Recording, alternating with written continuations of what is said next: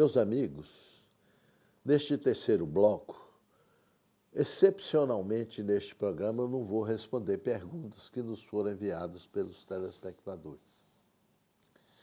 Por quê? Porque nós estamos falando do Código Penal da Vida Futura, que está na codificação kardeciana no livro Céu e Inferno, que é o quarto livro da codificação. Nós falamos várias coisas, vocês estão acompanhando. Nós estamos no 18º item da codificação, desse código. Os espíritos inferiores são excluídos dos mundos felizes, cuja harmonia perturbariam. Olha para você ver. Eles não foram excluídos, primeiro, porque eles não merecem. E segundo, se eles fossem para lá, o mundo onde as pessoas são felizes deixariam de ser felizes, deixaria de ser um mundo de felicidade, porque estava acolhendo pessoas defeituosas, infelizes. 19º, não há espírito incapaz de progredir, segundo a lei do progresso, dentro do seu livre-arbítrio. Portanto, todos os espíritos criados por Deus são sujeitos à lei do progresso. Isto é, nós sempre estamos progredindo. Nós nunca regredimos. Quando nós aprendemos uma coisa, o nosso espírito nunca, jamais esquece essa coisa. Ele está sempre revivendo esta informação e esse conhecimento. Portanto, não existe um espírito incapaz de progredir. Existe espírito que estacionam. Chega num ponto e fica parado. Logicamente, ele regride relativamente, porque os outros seguem progredindo e ele fica parado. Então, a hora que você compara com os outros, ele tem a sensação de que regrediu, mas não regrediu. Muito bem. 20º. Qualquer que seja a inferioridade e a perversidade dos espíritos, Deus jamais os abandona. Todos têm o seu anjo da guarda, que é o nosso guia. Todos. O pior dos bandidos tem o anjo guardião. O pior do político corrupto, ele tem o anjo da guarda dele. Mas, logicamente, o anjo da guarda só atua quando é solicitado e quando a pessoa aceita essa ajuda dele. Muitos anjos da guarda estão nos acompanhando e acompanhando os perversos também. Mas não podem atuar porque o mal dessa pessoa é tão grande que não permite esse anjo da guarda atuar. Então, são situações que encontram, onde o anjo guia, que é o anjo da guarda, fica sem ação, praticamente. 21º, a responsabilidade das faltas é sempre pessoal. Ninguém sofre pelos erros alheios, salvo pelo mau exemplo ou por induzir os outros ao erro. Quando nós erramos, somos nós que temos que pagar isso, não é nosso filho, não. Não é nosso parente também, não. Nós podemos, sim, induzir uma outra pessoa ao erro, isso podemos, principalmente pelos maus exemplos que nós fornecemos. Mas mesmo esse mau exemplo, a responsabilidade depois será cobrada de nós. Pela consequência do mau exemplo, provocou, quer dizer, induziu a uma outra pessoa a errar.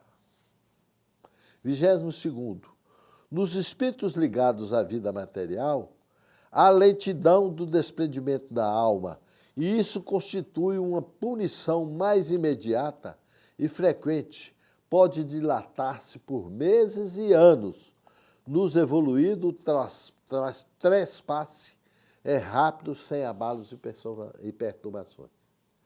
Gente, a pessoa que é materialista demais, quando ele morre, o espírito não descola do corpo imediatamente, não. Existem espíritos tão materialistas, tão ligados à matéria, que assistem à própria decomposição do próprio corpo. Ele vê o próprio corpo se decompor com os vermes e tudo. E como diz aqui, pode ficar preso àquele cadáver meses e anos. Olha para você ver. Os espíritos mais evoluídos, os espíritos que não são materialistas, que não são ligados ao poder material da Terra, eles desprendem quase que imediatamente. O espírito, a pessoa morre, o espírito sai rapidamente e vai caçar o seu rumo, vai caçar o seu lugar, vai ser recebido pelos amigos e pelos familiares no plano espiritual. 23º. É comum o fenômeno de acreditarem-se vivos os espíritos inferiores. Pode prolongar-se por anos e isso só constitui sofrimento. É engraçado isso. A pessoa morre, mas ele é tão imperfeito que ele acha que não morreu. Tem alguns filmes até isso. Não sei se vocês lembram do filme Ghost, Do Outro Lado da Vida? Onde a pessoa morreu, o artista principal, morreu e achou que não tinha morrido. Gente, eu tive uma experiência disso. Uma vez eu estava presidindo uma mesa mediúnica e chegou uma entidade, um espírito, que reclamando que o cemitério onde tinham colocado o corpo dele estava cheio de mato e que ele não podia entrar mais no cemitério. Porque ele era tão imperfeito que ele se achava vivo, que o cemitério era apenas uma morada que deram para ele. Já tinha 100 anos, mais ou menos, que ele tinha desencarnado. Olha para você ver. Bom, 24º. Para o criminoso, a presença incessante das vítimas e das circunstâncias do crime é um suplício cruel. A pessoa que suicida, ou que mata, ou que provoca uma calamidade, ele, depois que ele desencarna, ele tem um clichê que aquela cena fica repetindo para ele anos a fio. E ele sofre toda vez que há essa repetição. É como se ele estivesse vendo um filme daquele erro que ele cometeu. E toda vez ele sofresse ao ver esse filme. Então, a pessoa criminosa, ele sofre demais depois da morte. 25º. Os culpados vivem isolados, mergulhados em densa treva e insulados no espaço, atormentados pela ignorância da própria posição. As pessoas culpadas se isolam, elas se isolam. E elas, às vezes, vão por comunidades de pessoas que também estão isoladas e formam ali uma comunidade de pessoas mergulhadas no remorso, no sofrimento do remorso, ilhadas no espaço. 26º. Quem desprezou, vê os desprezados como seus superiores em outras vidas. Os hipócritas têm desvendado para todos os seus segredos. O avarento vê seus tesouros serem dissipados, geralmente pelos herdeiros. O egoísta sentirá sede e fome e não será socorrido. Olha para você ver. Então, neste 26º, já se coloca de forma prática o que pode acontecer com esses erros que foram citados: o desprezo, os hipócritas e os avarentos. 27º. Quanto mais demorarmos para reparar uma falta, mais tempo sofreremos por ela. Lógico, não precisa comentar. 28º. A situação do espírito no mundo espiritual não é outra senão a por si mesmo preparada na vida corpórea.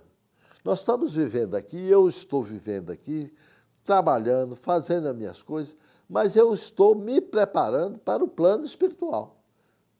Então, meus erros, eu estou plantando e vou colher. Então, vamos lembrar, nós colhemos o que plantamos. A misericórdia, 29º, a misericórdia de Deus é infinita, mas não é cega. Deus não é inexorável, deixando sempre viável o caminho da redenção. É misericordioso. 30º, as penas, na verdade, são remédios temporários. Se os doentes, pelo próprio discernimento de si mesmo, prolongam a enfermidade, o médico, que é Deus, nada pode fazer. Então depende de nós. Depende de nós reagirmos e sairmos dos nossos erros. 31º, é na vida corpórea que o espírito repara o mal das existências anteriores, pondo em prática resoluções tomadas na vida espiritual, quer dizer, nas reencarnações. 32º, a igualdade absoluta na criação dos espíritos por Deus. Todos nós somos criados iguais, rudes e ignorantes. Todos têm o mesmo ponto de partida. Deus fez da felicidade o prêmio do trabalho e não do favoritismo. Quer dizer, para a gente alcançar a felicidade, a gente tem que trabalhar. E 33º e último, o Código Penal da Vida Futura resume-se em 3 princípios. O sofrimento, que é inerente à imperfeição. Toda imperfeição gera o seu próprio castigo, que foi repetido várias vezes aqui, e é inevitável. E 3º, todo homem pode libertar-se das imperfeições pelo efeito da sua vontade, do seu aperfeiçoamento. Então, assim, nós falamos todo o código da vida futura. E para terminar, para despedir, a cada um segundo suas obras, no céu como na terra. Tal é a lei da justiça divina. E isso foi Jesus que falou. Que nós todos tenhamos um ótimo 2019, para que nós sejamos felizes também no trabalho deste ano. Muito obrigado. Até o próximo programa.